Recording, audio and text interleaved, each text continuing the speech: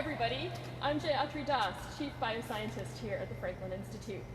And if you've been joining me for our weekly conversations about the science behind the COVID pandemic, you might recognize that I am no longer in front of my bookshelves at home.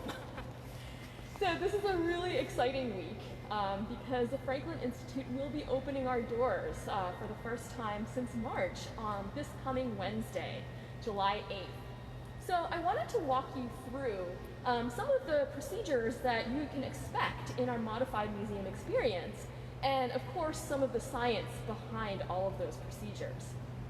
So if you've started going out, you might be familiar with some of these practices that are being put into place at all kinds of places. And of course, masks are number one. What we know about the COVID virus is that the primary mode of transmission is through droplets that come out of our mouths when we breathe, when we talk, when we sing, when we sneeze, all of those things. And so wearing masks indoors helps protect you, helps protect me from each other. So we'll be requiring masks when you visit, and for those who might have forgotten yours at home, we'll have masks to give you when you're here, so you don't have to worry about if you forget them. Now, the first thing that you'll be asked to do is to get your temperature taken. I had mine done this morning. You kind of stand there, and it's this contactless temperature system, which is pretty cool. And one of the reasons that we're doing that, my new mask is a little big for me. Do some quick adjustments here. So one reason that we do that is that having a fever is one of the key symptoms of having COVID-19. And so that temperature check is just a quick screening to make sure that you're healthy to be here in the museum with everybody else. Now, we do know that a lot of transmission of COVID-19 also happens by people who aren't showing any symptoms. And so we know that doing these kinds of temperature screenings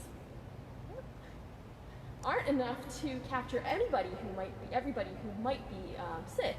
And so in cases of where people do show symptoms during their visit here, we do also have a temporary isolation area where people can wait until it's time to head out. Obviously, all of our staff are also undergoing these screenings to make sure that we are doing our best to be safe as we're interacting with you.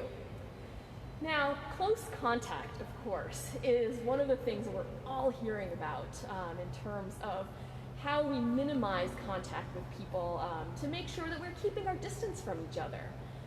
So when you come to the museum, your experiences here will be a little bit different from what you might have seen before. For now, we're keeping our IMAX theater closed, but we'll have lots of safely distanced experiences where you can still explore and ask all of your science questions. Whether it's to my fellow scientists and me, some of our other educators, we'll have live shows, we'll have short planetarium shows, everything that you can enjoy from a safe distance, about 6 feet apart from anybody else, and staying underneath that 15-minute time period that we really worry about in terms of thinking of close contact. So come, enjoy, talk to us from a distance, and be on your way to the next thing that'll get you involved. We do, of course, have, as you know, lots of hands-on experiences that are going to be not quite as hands-on right now. We do have a few galleries closed because, as we know, surfaces can be not a super common way of transmitting the disease, but they are a risk factor. So some of our exhibits that are unusually high touch will be closed for a while. But we'll also be doing lots of cleaning. We're keeping the building closed for a couple of days a week so we can do that more intensive cleaning. And of course, we'll have reduced capacity of how many people are allowed into the building, again, to make sure that we can get in and keep cleaning things and people can stay away from each other. One thing you might have been hearing in the news this week is the question about whether the coronavirus is transmitted in an airborne way. And this can be a little bit confusing because scientists have a little bit of a gray definition of what it means for the disease to be transmitted by respiratory droplets, like we were talking about before, versus what it means to be airborne. And that's really a gradient.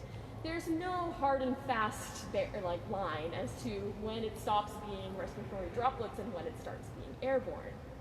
And so a lot of scientists are now suggesting, just to take those extra precautionary measures. So masks, of course, help in terms of making sure that we're protecting each other from any kind of droplets that might travel even more than that 6 feet. But in addition, it's really important to think about ventilation systems when you're inside. And so here at the Franklin Institute, we'll be bringing in more outside air through our ventilation systems, just to increase that airflow and reduce the chance of micro droplets carrying the virus to continue floating around. And finally, I think one thing that is a good set of tools to keep at your disposal when you're making decisions about what to do, not just while you're here at the Franklin, but no matter what you're doing outside your house these days, is that there are kind of 4 guiding principles by which you can assess your risk. One, of course, is whether you're indoors or outdoors. But 2, you can also think about crowd size. So being in crowded indoor places, this mask is sliding down when I talk. I have to make some adjustments. So crowd size, of course, is a big consideration. Again, elevating that risk of airborne virus particles. And then a third one is to think about, how much expectoration is going on. It's a nice scientific word to use for how much spit might be coming out of your mouth, right? There are some really interesting case studies of choir practices, where as you sing, a lot of particles tend to come out of your mouth. And so that's an example of a risky situation where there might be more airborne particles than someplace where you're just, talking quietly, maybe. And then, of course, what's our 4th one? I'm going to check my notes real quick.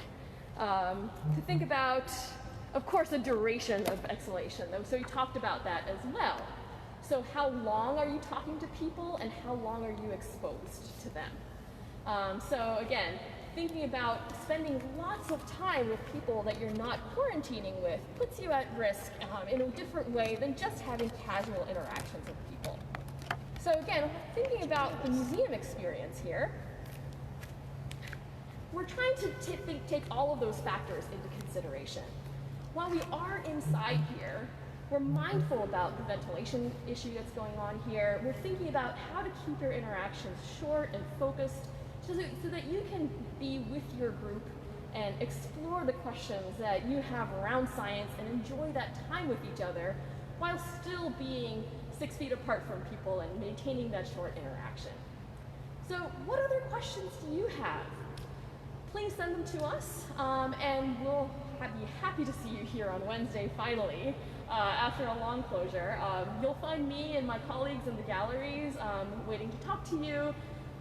We have all sorts of things that we're excited to show you, so I hope that you'll be joining us, and we can't wait to see you.